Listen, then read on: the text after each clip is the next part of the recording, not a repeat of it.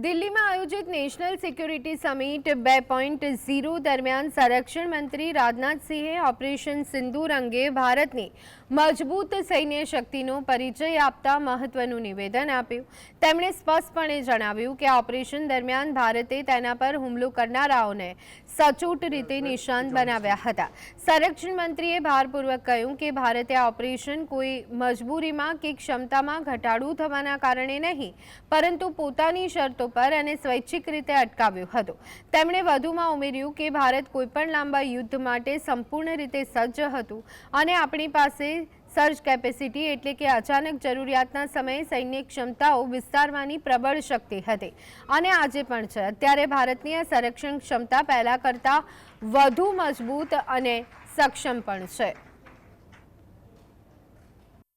Operation के दौरान भी हमने प्रिसाइजली उन्हीं को टारगेट किया जिन्होंने हमारे ऊपर हमला किया था. और मैं यहां फिर से स्पष्ट कर देना चाहता हूं कि हमने यह ऑपरेशन इसलिए नहीं बंद किया कि हमारी क्षमता कम हो गई थी. हमने उसे अपनी मर्जी से अपनी शर्तों पर रोका और अगर जरूरत पड़ती तो हम लंबी लड़ाई के लिए भी पूरी तरह से तैयार थे.